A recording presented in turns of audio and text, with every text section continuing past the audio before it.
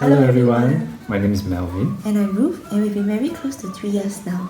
We know that the circuit breaker period has been difficult for many of us. So today, we are here to share with you a new and creative way in which you can live out our faith. Especially in this month, the month of May, because it is the month of Mary. Mother Mary has played a very crucial and significant role in both of our lives. And we notice our daughter Fatima having a significant respect and awareness for Mother Mary, as well as reciting the Rosary. So today, we will be sharing with you a new creative way of practicing our faith by making our own rosaries. This origins of this rosary, right, is the paracord rosary. And the paracord is the same string used in parachutes. And so during the World War II, this paracord was very readily available to the soldiers. So they tied their own rosaries and carried them everywhere they went during the war as they fought. And so the outcome, the end result, doesn't matter how beautiful or artistic your rosary looks, how beautiful your knots are tied. It doesn't matter, because what matters is the process.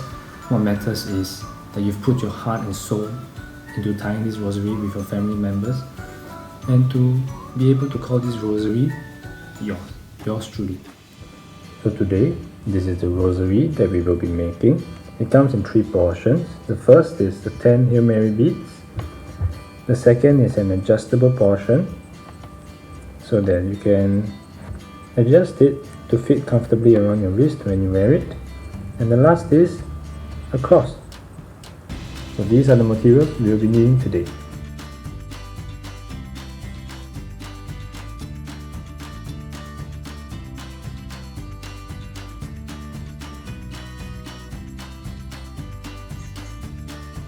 So with our long string, with our very long string, we will tie a simple knot, just a cross and a loop, just a cross and a loop, and we will tighten it. So now we will move on to go to the 10 Hail Mary beads.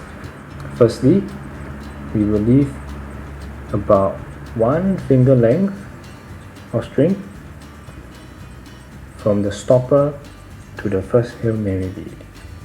Okay, and the Hail Mary bead goes like this. So remember the distance of about 1 finger length. Take the string, put it around your finger, go around, and you form a cross. So this is 1 loop, as I like to call it. This is a 1 loop. And we go 1 more round to form a 2 loop. And so what happens is, with this 2 loops, what we will be doing is we will maintain the hole that the finger used to be here, and we take the long end of the string and we put it through this hole, like a figure of 8, like the number 8, like a pretzel. And what we can do is to slowly bring the knot together, slowly pull both ends and tighten this knot. This is approximately 1 finger length, okay, and we are good to go. So this is the first Hail Mary bead. On one side, you should see a cross, and if you turn it to the other side, you should see 2 loops. So before we tie the second bead, we need to know the distance. The distance between the first bead and the second bead should be about 1 finger segment.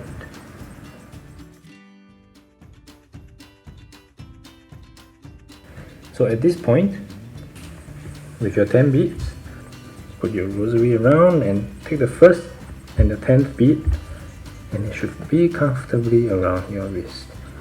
If you find that the distance or something like this is too loose, what you need to do is to go back to your beads and to reduce the distance between the beads. Alternatively, if you find that it is too tight, what you can do is to increase the distance between the beads. And we are going to move on to the adjustable portion. So hold both ends of the string like this together,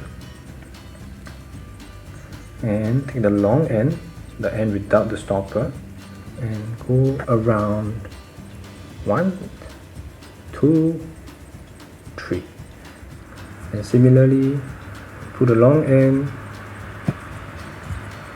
through the hole where the finger used to be, and carefully, slowly tighten the knot. And it should look something like this. So with one hand holding the 3 loop, the new knot that we've just made, we can adjust the rosary. Put it by wrist in and bring it down, tighten it, and it fits comfortably on my wrist. And so now we will be making the horizontal portions of the cross using the small string, the shorter string. Tie one Hail Mary bead, a 2 loop, the long end without the stopper. We will be tying the short string around the long end. It's the same knot as the stopper knot, just a simple one like this, but make sure that the long end is inside this, and we tighten this as close as possible to the Hail Mary bead as possible, as close as we can. We tighten it. This is the long end without the stopper. The short end of the stopper is on this side. I kept it this side. And so now what we want to do is to flush it up and to push it as close to the top as we can. With the rest of the short string, we will tie another 2 loop. This time I'll be using the straw to form the Hail Mary bead, and what we want to do is to tighten the bead, tighten this knot as close to the middle as possible, because this forms the right side of our cross. And so now we have the bottom of the cross left. Use the straw again, and we'll be doing a 3 loop as well. Ladies and gentlemen, boys and girls, we have our cross.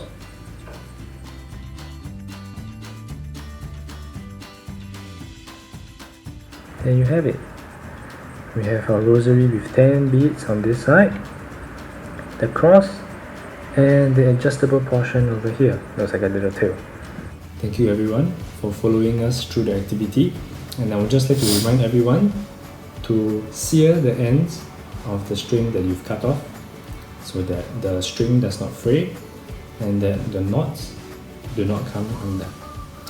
We hope that all of you had fun tying the rosary with your family members, and at the same time, may this activity also encourage one and all to start reciting the rosary in your homes, especially during this special month of May.